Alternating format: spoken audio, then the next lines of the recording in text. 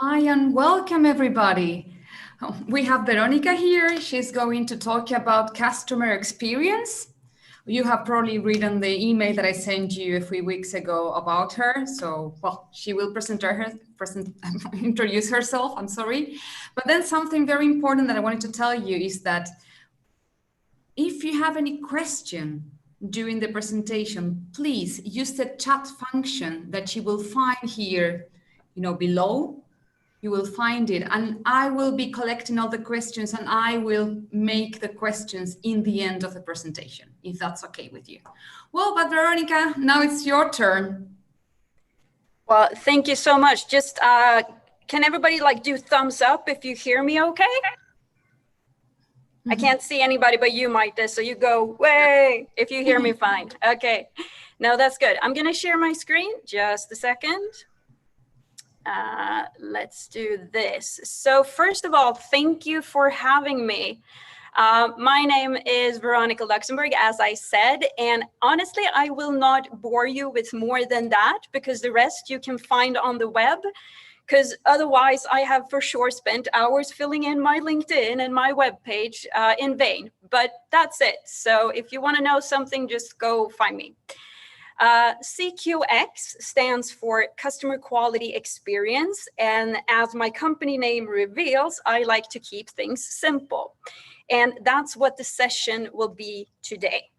However, there will be some rules for this session today, and the first one is that you are a part of it, and you will have to do some things for me to make this much more interactive and fun.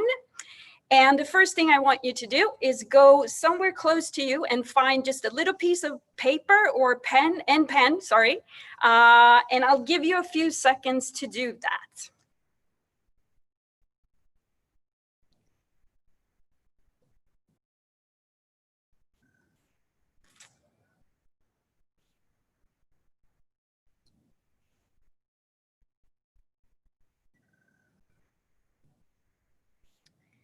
All right, so first, let's go through this. For you who don't like to have your cameras on, I'm thinking take that piece of paper and you draw a smiley face and you stick it to your forehead and put it on your face. So at least we can see that.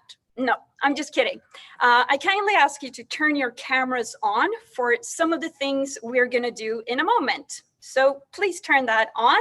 And as I said, just draw a smiley face if you haven't fixed your hair today, but you look all beautiful anyway, so don't worry about that. So I'm going to start by warning you, because today I'm going to give you an introduction to customer experience, and it's going to be a little bit like on steroids, so you can get a grasp of it, because you hear this word everywhere and you see it, customer experience, but what does it really mean? So I'm going to unpack a little bit of what it means today. And to get the right mindset from the beginning, I want to say 3 words, and that's purpose-driven business. That is what fuels everything in customer experience. Don't necessarily think customer, think human. If you only see your customers as customers, the relationship between you will never be deep enough. Focus on relations more than transactions. And customer experience is an expertise and a mindset that ensures that everyone involved in your business can experience a great journey. And that does not only mean your customers, but everyone inside your company as well.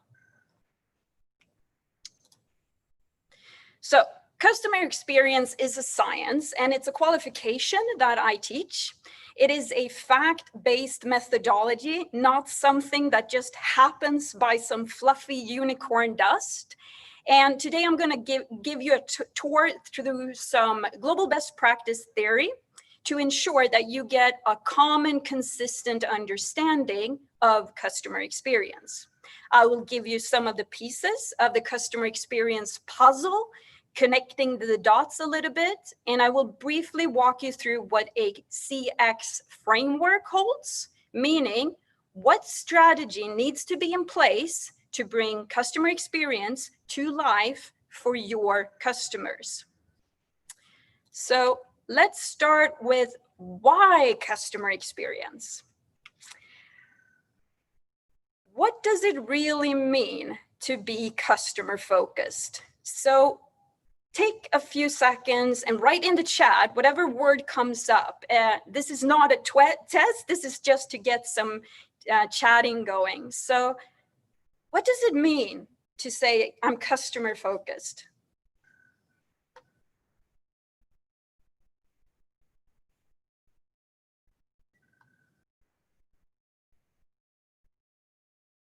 Doing everything for the customer. Thank you, Gunnar. Care about the customer needs, love that. Solving your customer's problem. Keep that going. Thank you, everyone who's been written. I'm going to come back to this in a second.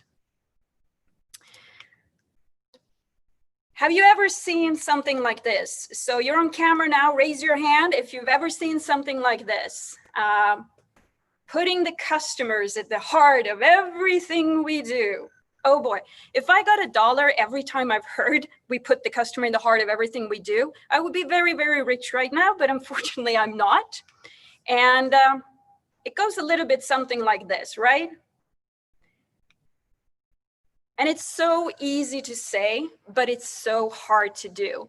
How many times have we not gotten upset of poor customer service or bad experiences, and they stick with us for a while? So why is that? I will hopefully share some light today about that. Now, I want you to start with, think about a recent customer experience you had, good or bad, doesn't matter. It might have been when you visited a restaurant, traveled on holiday, or even your last shopping. Just pick something in your head of a recent experience you had. Then I want you to ask yourself these 3 questions.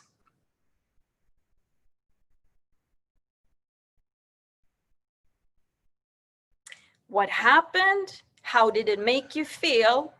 And what did you do about it?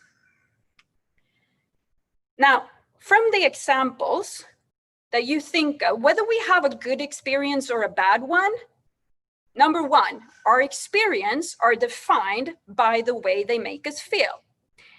Secondly, our emotions have a very strong influence in driving our behavior, because you did something out of this, right? And this is crucial, these 2 things. And why is that? Because this is the business case. Without understanding the abilities to influence customer behaviors, you won't get the commercial benefits. And this is where the science comes in, because emotions and behaviors are not always so simple to design for, but they give a very big impact.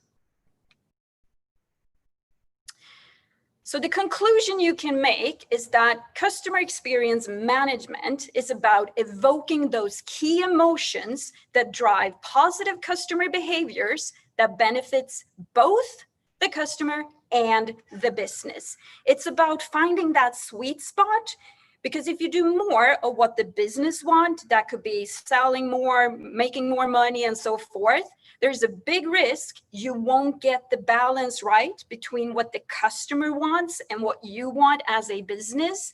And then you have another problem where the customer trust is compromised. Let me give you a few examples. How many recognize this? You're on the net and you're buying a travel ticket. If you've seen something like this, raise your hands. Yeah, thank you. And what comes up? Oh no, I have to hurry. There's only 2 seats left at this price. Oh dear, but thank you for telling me. I'm getting a little bit stressed here and a little bit uncomfortable. Before I explain this, I'm gonna give you one more example. So I need to get headphones. How do you think Amazon uses your emotions to buy a product before you leave their website? Oh, I see here, I can save some money. It's actually on discount. Oh, there's only one left in stock again. Oh, darn it. And good, they still have it in stock. And not only that, everybody else is saying it's really good stuff. So I could, they already said, it's validated and it's good. Is this good or bad? So the thing is that, emotional question mark, big one. The traditional approach has been to come up with a proposition, then you take it to the market and you hope that customers will adopt that proposition, such as buying it. This is, however, not the correct approach. Instead, we should be starting with the desired behavioral output we want from the customer and work our way backwards to the proposition. We need to consider our customers' both rational and emotional needs when shaping this proposition of your business. I'm going to go deeper into this. So let's jump into some action again and start with a small experience. So if you take your pen and paper, and then I want you to draw on that piece of paper how you would graphically depict your company. What would it look like if you needed to explain to someone, maybe just any type of picture that says, this is how I would explain my company.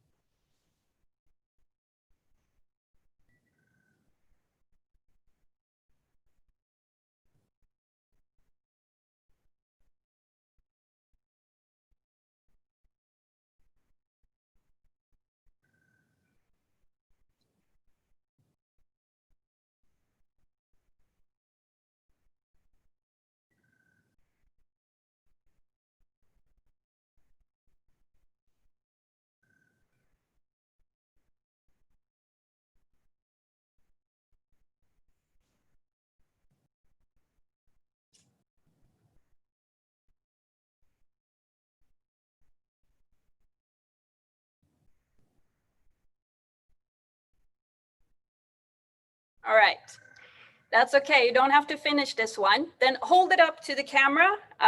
If you don't want to show it, that's fine. It's just going to be a second. What would it look like? Hey, there we go. Cool. I'm getting curious. That's really nice. So it would probably look, from most times I've done this, it looks a little bit something like this. Maybe an organizational structure that shows which people and what processes or functions we have and so forth. Some might have drawn something like this, KPIs, metrics, dashboards, like explaining what the business looks like. Or perhaps something like this. You have the product in the center, and then you have some extra, fluffy things we kind of need to have, like marketing and some finance and some other stuff. And the question is, what would it look like? So the most customer-centric organizations around, they would draw their company like this. This is how they see it. The customer is in the center, and everything else is around it. The products, the processes, the people. So customer experience is really the ability of the company to build everything around the customer, because that's why you exist. So the question you need to ask yourself is, where does the customer sit in your organization today? As an example, Amazon, they have a customer chair, is what they call it. In every meeting room, wherever you go, there will be an empty chair in those rooms where the customer is sitting. Every decision they make, every meeting they run, every development they do, they always have the customer present asking, would our customer like this or not? The second thing it does is that you act as if the customer is present, meaning efficient meetings and so forth as well. That's just one example. I travel around the world very often, and I get requests of doing customer experience assessment. Basically, how customer-centric are we on a scale, on different paragraphs, and then what to do about it. And every time I always ask the executive team or leadership team about receiving their latest protocol from their recent board meeting. The response is not always that good. They go a little bit, that's confidential. Why do you need that? And all I want to know is, where does the customer sit on that agenda?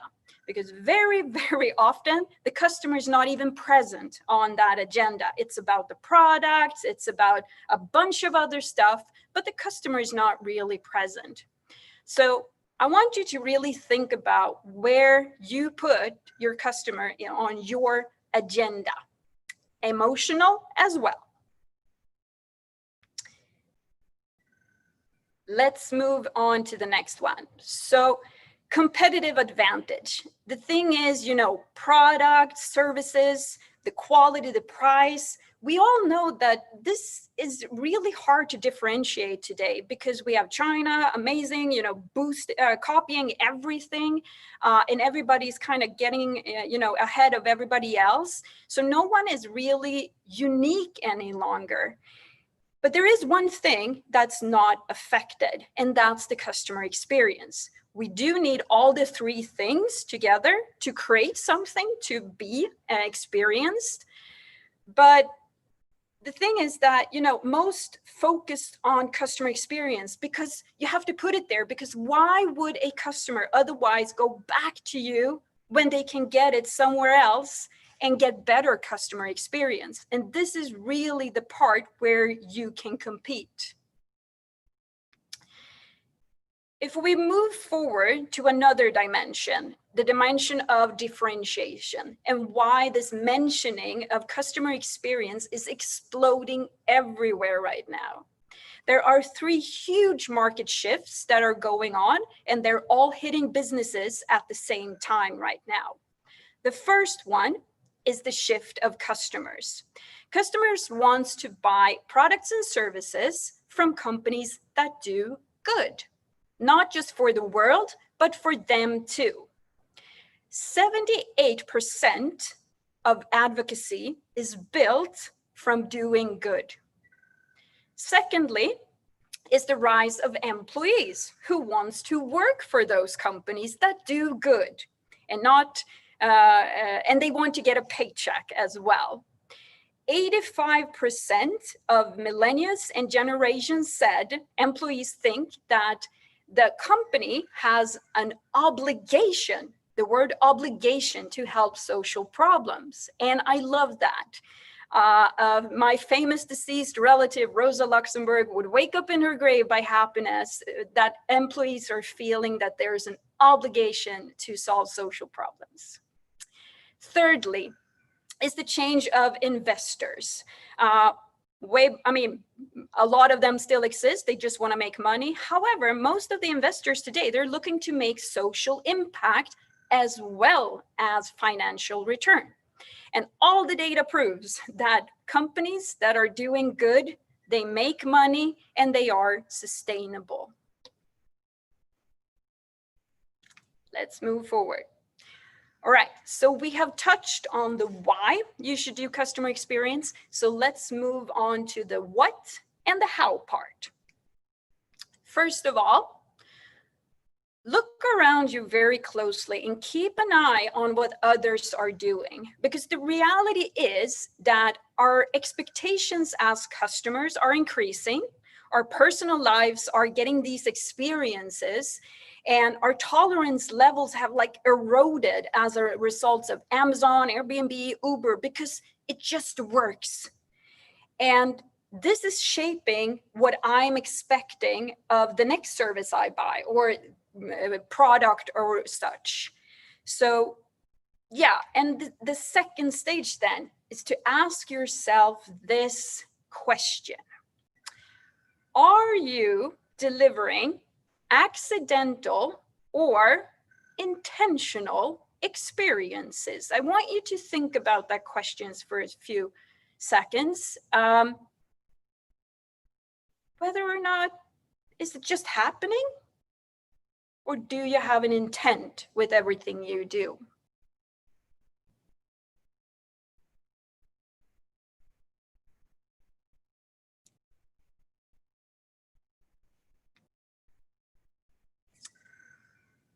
Right. So with that question in mind, the evolutionary phases of the customer experience. Every organization on Earth sits somewhere along this line. Whether you have decided what the customer experience should be or not, every customer still has one. Customer experience should be the oldest profession on Earth, because the moment an organization existed or was created, everyone had an experience with them. So the first phase is about the random experiences. Then we have the second stage, which is when we have decided that this is the experience that should be happening, no independent of who is doing it, where in the company it is, and so forth. And the third one is then the differentiated. This is where the company is doing something that no one else is doing. The second part of this, to give an example of a random experience, first of all, I'm guessing a lot of you have some connection to Sweden. So I only have to mention this one word, I think, which is Försäkringskassan. They are sometimes the least customer-centric organization I have ever met, because every time you were to phone them, you have no idea what the output will be, what kind of feeling you will get in that conversation, if they will solve or take care on your problem or not. And this stage is carrying a lot of unnecessary cost, because you're not in control of the different things happening around in your company. Then the second one, this is where you have a shared vision, you have a strategy, you have a cross-functional commitment, which is in place so everyone are able to think customer first. This is where you start getting profitable. And at the third stage, this is where you're sustainable. And this is where you also become profitable, of course, because you're differentiating from others. And this point, you're not only thinking customer, but everyone acts in the interest of the customer everywhere, all the time. So if you were to ask yourself, where on this line do you sit on this journey today? Just give that a moment.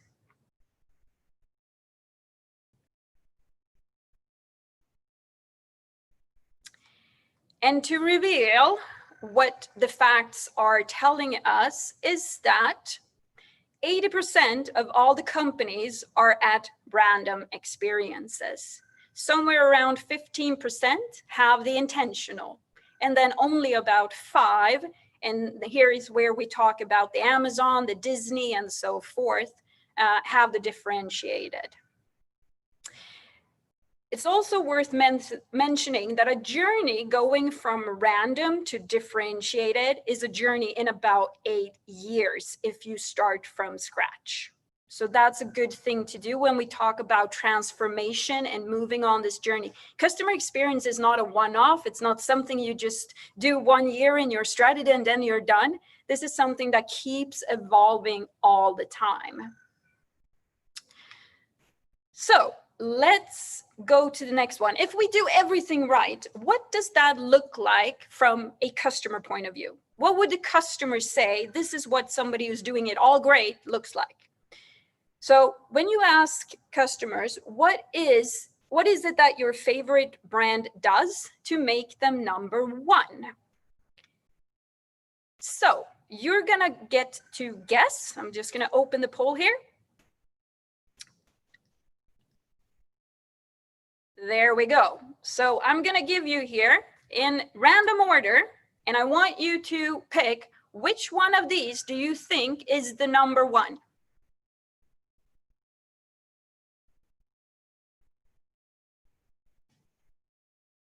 Here we go. We have a couple more who can do some voting. I see it's increasing. I'm going to share the results in just a few seconds. Very nice. There we go. Okay, I think at least those who want to vote have been voting. So I'm going to share with you what that looks like. So this is what you all thought was the number one. Helpful when I have a problem. Great. So you want to see the results? They look like this. Number one, corporate attitude. Again, coming back with purpose-driven businesses that do good. We know when a company cares about us for real, not just email marketing chain going out or something, but we feel it. We know when they do care. Secondly, they're easy to do business with. Thirdly, helpful when I have a problem. The attitude of their people, and then personalization. Now, if we move further on this list,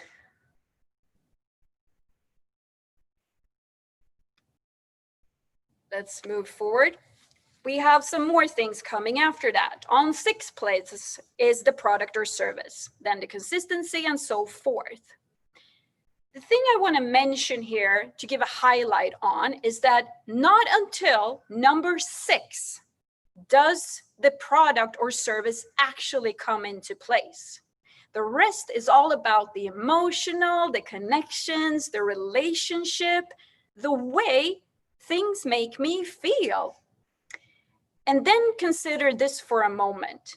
How much time are you spending developing other things than not just, things that are not your product or service? How are you thinking and acting about these emotional parts? So the thing is, we also have to include is that being customer-centric doesn't mean you always do what the customer wants. But your customer experience has to be so good that the word of mouth will spread itself, because 92% of customers trust recommendations from family and friends more than any other form of marketing. People are the new marketing. So I want you to reflect a moment and think about your customers. What would they say out of these, let's just take 10, out of these 10 first ones, what would they say about you?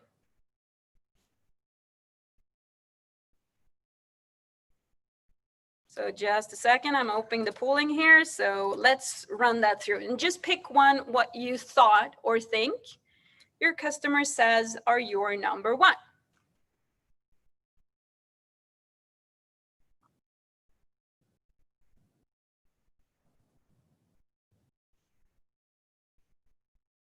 It's really nice. I see the results coming. It's a bit tricky because there are several of these ones. Maybe you want, you're going there or you will be there, but there's some really nice answerings coming in. So I'm gonna show with you, just sharing some of the results. And it's really nice because depending, of course, on your product and service, maybe one of these are even more important to actually be focusing on. Right.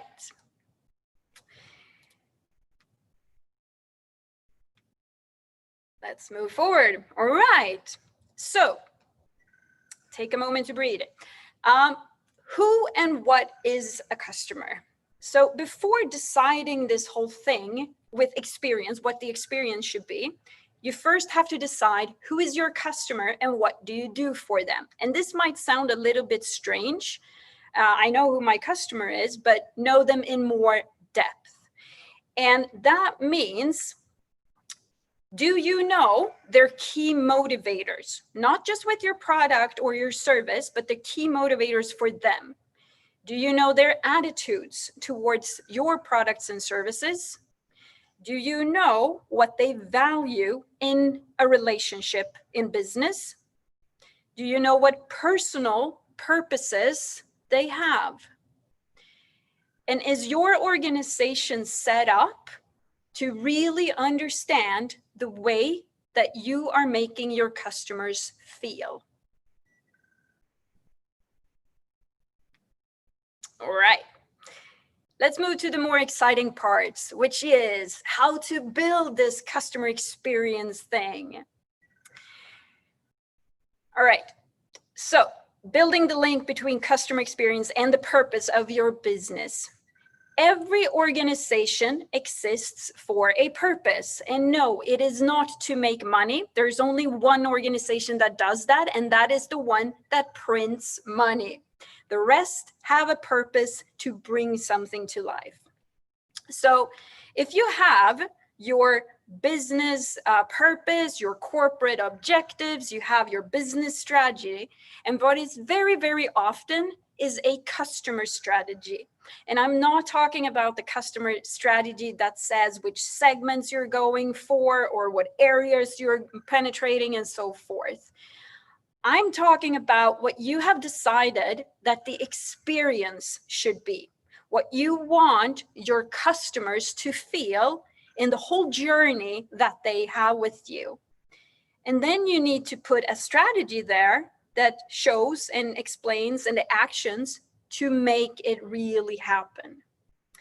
And a customer strategy is like this umbrella over the whole organization, that everything you do is towards what you want your customers to really feel and do. A customer strategy includes things like what our customer strategy is, the CX, the experience, what we want our customers to feel, what are the customer's principles we live by, and what does that translate to into practice? Then the rest is, of course, on how to get there. And for you who have signed up for the workshop, as mentioning on the 1st of July, this is something we will be creating in that workshop, at least starting, and you will get the tools and the methodologies on how to do that. And as we go on to the next step, managing this customer experience. Now, I can assure you in the section we just did, usually is about a half a day in my normal 3-day trainings. So don't feel that we are touching it very, very lightly. And I just want to mention, if you get questions, then write in the chat as we go along, so you don't forget them in the end. All right, great customer experience. Without taking the control of this, our experience is something that will just happen and be left to chance. And the one thing that is certain, they don't just happen by chance. They happen by designing the experiences. And at least for some of you who are a bit younger than me, I will share something that you might not know. Famously, Steve Jobs introduced this way, written here, when he took over Apple in 1997. In 97, Apple's sales were in steady decline. He told his employees that Apple had too many products in the markets and it was just hoping that people would buy them. He said then, you have to start with the customer experience and work your way backwards to the technology and not the other way around. And the rest is history. Apple is now one of the most valuable companies in the world. So, question to yourself is, where do you start with the idea you have? So next episode, and this is very important. Again, for you who have signed up for the workshop on the 1st of July, this is also something we will be doing. And I will make you specialists in the customer journey mapping and design. Of course, I'll give you some global best practices on how to create a journey that is absolutely rocking it. And the real question you have to ask yourself is, how capable are your business processes right now in delivering your customer journey? Have you decided what that service or product experience it is you want to deliver? And what is the journey that brings all of this to life? Customer journey mapping is a tool to be able to answer that question. And not only that, it's the most powerful tool to design and manage the whole experience. By mapping this customer journey, you get an outside-in understanding of the experience they have. It will help you to create this realistic view of the journey. And remember one thing is that customers don't experience processes, they experience a journey. If they cannot feel it, hear it, see it, touch it, it is not a journey, it is a process.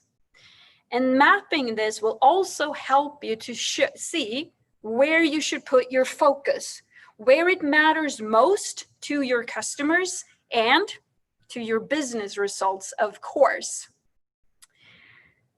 So before coming to a little bit more to the ending here, I want just everybody to do like a little bit of stretching here and grab some air, all right? Because you're sitting and paying great attention. I like to keep things simple, as I already mentioned. And I'm going to show you my global best practice framework that I got from a global partner of mine that is simple enough to be applied in any organization on earth. And as you can see, it has 3 parts. You have the strategy, the measure, and the people. And as I mentioned before, customer experience is just like a puzzle. You might have parts of the puzzles, but if you don't know how to connect and interlink the different parts, you can't really see the picture and where it benefits the most. So I'm going to do a recap now of the things that we went through. And if you want to take a picture, we're going to send this out later, but there's going to be some questions coming up. In a moment, you're going to see them all. We'll take them one by one. Number 1, strategy. 3 simple questions. Do you know who your customer are? Now I'm talking also emotional. Do you know what their experience, what you want their experience to be? Sorry, there we go. 3, does everyone in the organization know what part they play in delivering that journey? Most organizations, as I mentioned, have not even defined what they want the actual experience to be. And they don't have a strategy, of course. And if the desired customer experience have never been defined, how can you expect people around you to know what they are supposed to do to leave customers feeling the way that you never defined? Lack of clarity in this strategy part makes the second part of the framework really challenging. Measurements.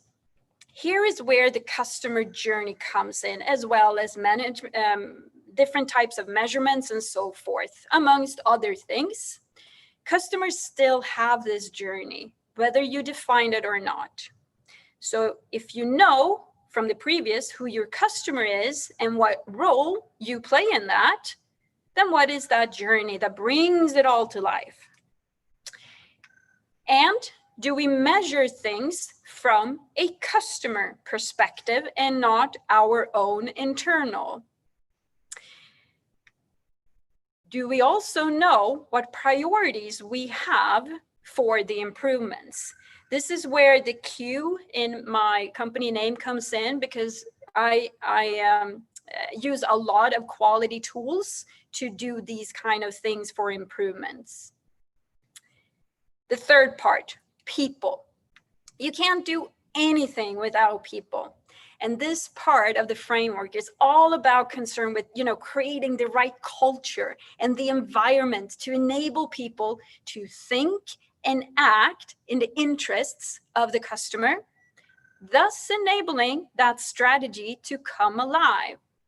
And the questions you need to answer is, do our people know the business and the customer experience strategy? are people around us and ambassadors of this experience that we want to happen? And how, sorry, I'm late. And how do you enable people or your processes and so forth to deliver this desired experience? Now, if you're a solo in your own company, this is still valid for you to be able to answer.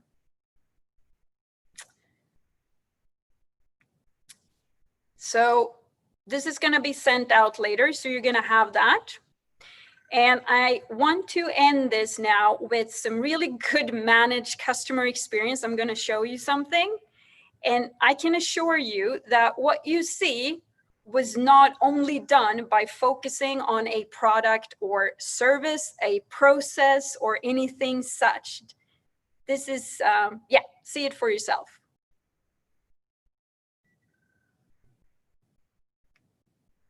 If you do decide to leave, you will not be allowed access back on board, and parachutes are not included.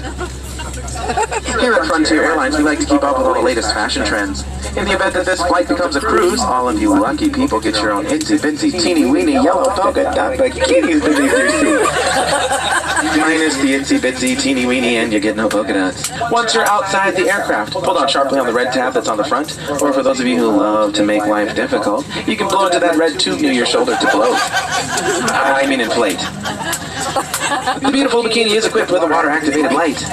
How in the world that works, I have no idea. So if you figure it out, please do let me know. And if by chance yours does not inflate, well, grab your neighbor and hold on for dear life. The location and use of life vests for your child that shows the most potential is located in that safety information card.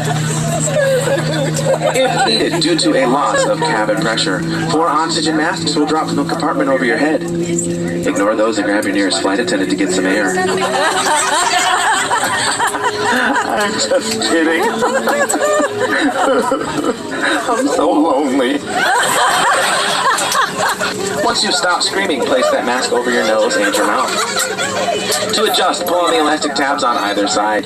Make sure to adjust your own mask before assisting your favorite child, another passenger, or your husband who's definitely screaming louder than you are.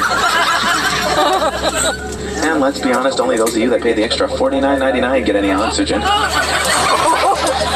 Smoking of any kind is not allowed on the aircraft, unless you're like me and you're smoking hot. Thank you so much for your attention. Sit back, relax, and enjoy your flight to Colorado Springs. And for those of you who didn't give us your full attention, good luck.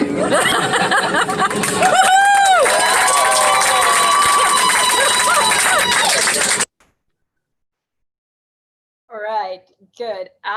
So before we jump into the questions and answer, I would be really pleased if you could just write one word right now that best describes what you are feeling right now and about the seminar. Just one word, and just fill that up, and then we're gonna take the questions and answer. So think about those emotions.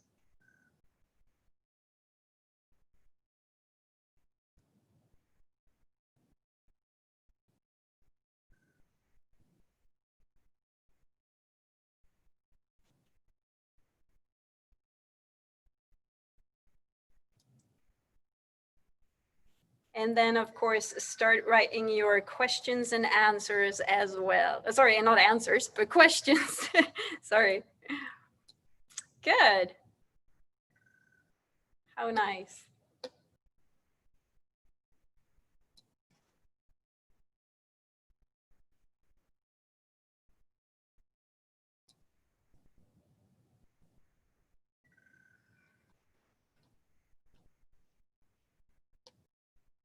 Right, Michelle, will you pick up the questions that has come in, because I can't really see them?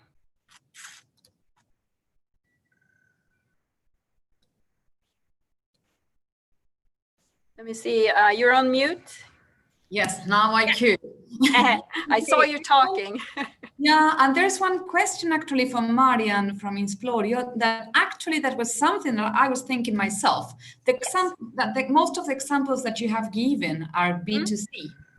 Yes. But what happened? How do you translate this into B2B or B2G? I was going to say this is the same. there's no difference really about when it comes to customer experience. People tend to claim there's a difference, and my background is actually from B2B. And the first time I remember, this is now many years ago, they say, but we're in B2B, we don't have to think about the customer experience. But they all have a journey with you. It doesn't matter if it's a private person, it doesn't matter if it's an you meet a human. Every customer is a human being, it's a person. So it doesn't matter at all. The principles, the methodologies, the strategies, they're all the same. And that's why B2C is a little bit more advanced than B2B when it comes into the areas of customer experience. Yeah, well, I'm going to the next question because we actually got many questions today. Woo! Yay! How do you work with organizations that assume they know their customer wants and needs? Yes, I would say like this, you have to see it from different perspectives. I tend to always get this question about how do you measure customer experience, or how do you measure if our customers are happy enough? So what, in opposition to many of my global colleagues, is that I say, don't measure anything that bothers your customers, like surveys. Honestly, we hate those surveys, and there are millions of ways to do it better. And honestly, if you don't know what it feels like to be a customer of your own organization or your company, then start by walking in their shoes. Talk to them, ask them, don't send surveys. And you always have to start with your own homework. Find what facts and measures you already possess that reveals those answers. You know, here is also where you can use these Lean Six Sigma quality tools really good to get that measurements. Let me give you 2 examples. When I visit a hotel, which I do quite a lot because I travel around the globe doing customer experience, and I can promise you for sure, I will get a survey on my email later. And there's always a question that asks me that if I thought the room was in good shape or something similar to that. And honestly, dear hotel director, go look for yourself. That's your job to make sure, and you can make that judgment yourself. Now, this is about surveys usually that's created for the company's benefit. Like, I want to know these things, what you think, but why should I answer these surveys when there's just questions that's for your benefit and not mine? And most sad thing is that most organizations that measure the customer satisfaction and so forth is mainly out of 2 reasons. And I say this because I work with a lot of companies. One, they want to measure their own egos on how good are we doing that. When things come up that needs to be fixed, they're very rarely budgeted for, or you have interest in actually doing something about it. And, you know, they don't have the commitment to actually fix some of the things. The second thing is to whip employees. I'm sorry to say, but this is very common. And for all these surveys, if you ever filled in one, did you ever get a response that was personal for you? Did they give you anything in return for your own good? Now, my recommendation is always to start, if you have a couple of employees, you start with asking your employees what they think the customer thinks. They are the closest ones to reality, and they will also feel valued if you begin to ask them about what improvements you can make. Just a little bit of warning here. When you start asking employees, be sure to proactively have a plan to manage whatever their feedback is. Because here you can make or break your employees' performance, because they will expect that you do something with the feedback they have given you. Now, I don't know if that answers the questions, but yeah, there's other tools which we will actually use on the 1st of July in this workshop, how you can really start digging into understanding that customer persona really on a deeper level. And about the workshop, I want to say that we will send invitations just after now the introduction, and it's free for startups. And even if you will come to a waiting list. That's because we have to manage it somehow with with the application that we use.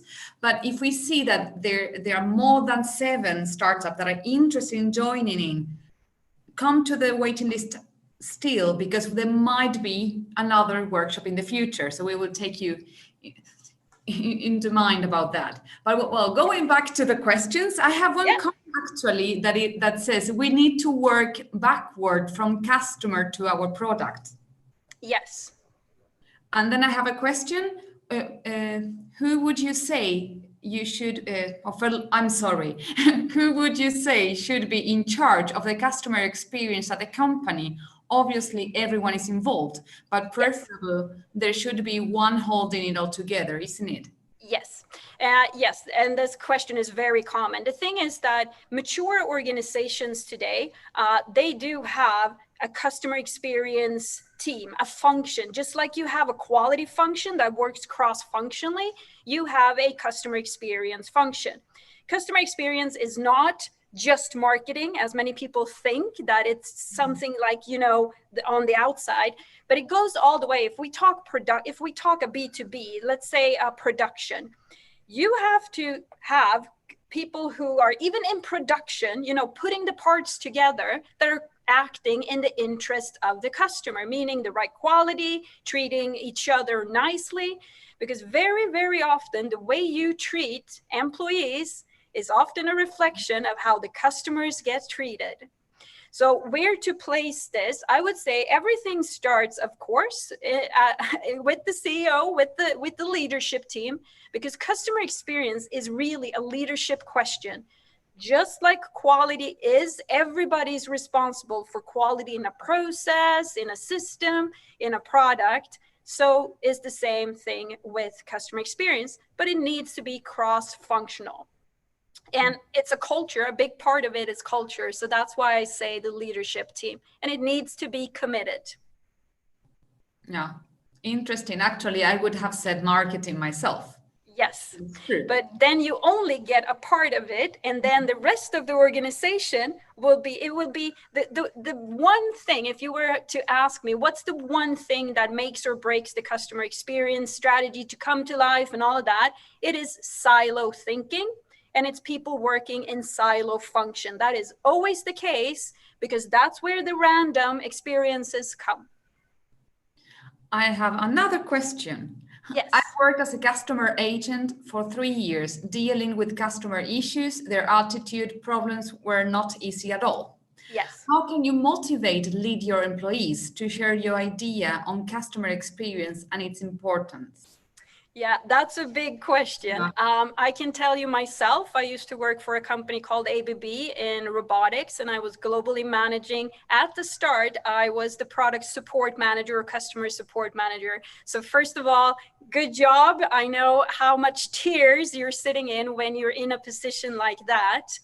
But it comes with getting this shared vision, creating that together. And the thing, at least from mine, I don't know which type of products and so forth. One of the big things was because engineering, we love our products really, really much. And it's like the little baby, but you have to translate that mindset into helping customers with the product, not just helping the product. And that's a huge shift. It takes years to go through that. But it starts with, let's sit, together, create this common, consistent strategy, as I call it, where we define what do we want our customers to experience? What do we want each other to experience in this? Because it's not just about what you want to give to customers.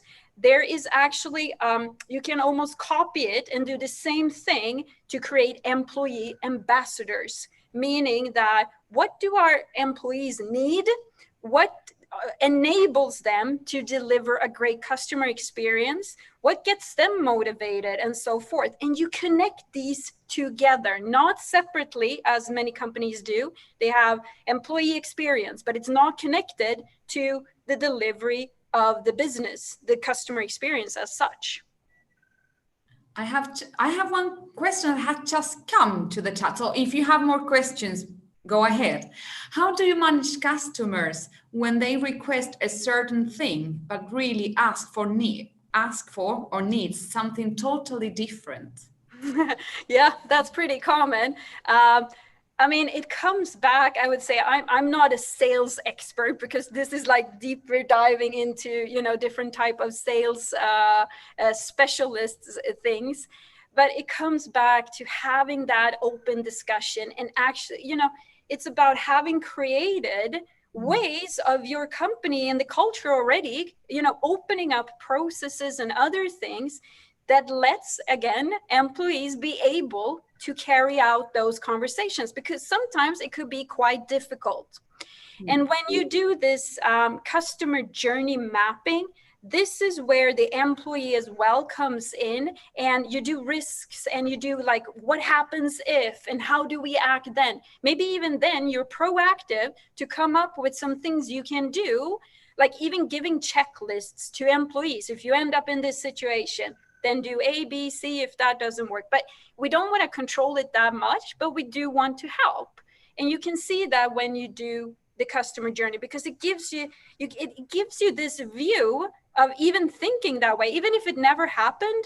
The example you gave, even when you do the customer journey mapping exercise, you will find those things. Well, that was the last question that I have here, but we have 4 minutes. So if there's somebody that wants to come into the camera, and maybe I need my colleague has to unmute that person, but go ahead if you have any other questions, or just, you know, like grab your hand in the camera so we can give so we see that.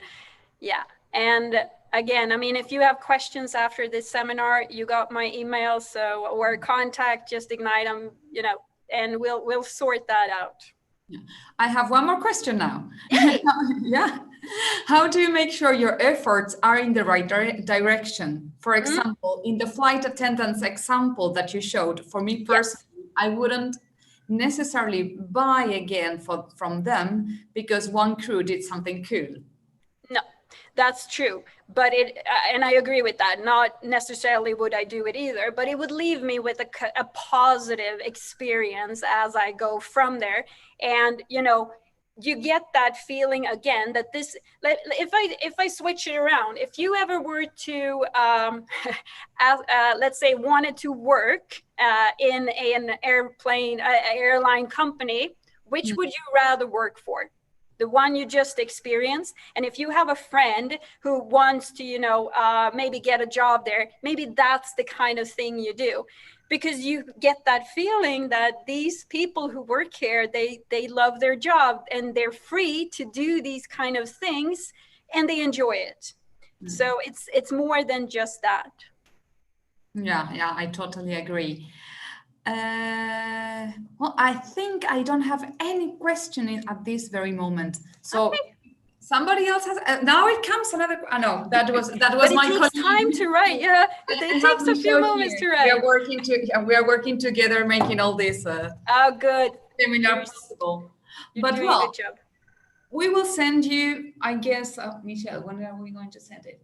The email, the invitation today. Today, we are going to send the invitation to everybody. So make sure that you answer that you click. There will be I guess there will be like somewhere where you will click to say, I want to join the workshop.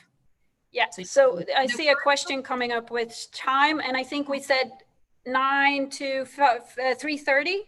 Exactly. Yeah.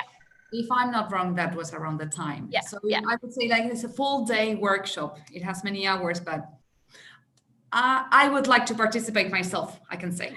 You're most welcome. I look forward to it. That's doing what I love, and it will give you these tools, to get Fika included. Yeah, we'll send it to you, Gurhan, whatever you are. We'll ship it to you by Uber. No, just kidding. Yeah, but we hope that we can, because the initial idea was actually to have it like a physical workshop. Yes. But that's not possible nowadays. And also I can see that there are many startups from all over Sweden now. So okay. we also have that chance that you don't have to travel. We have to think about the positive things. Exactly. But we hope that in the future we can have them physically, and there will be fika. And there will be a lot more interactive things than what has happened today in this hour, of course, because it's a workshop, so we're going to work together. Yeah, but thank you so much, Veronica. Yes, And thank you too. I hope that everybody can join the workshop. Yeah, and go find me on LinkedIn or whatever you need if there's things or questions popping up after this one. So thank you so much for arranging this as well. You're welcome. All right. Bye, everybody. Bye.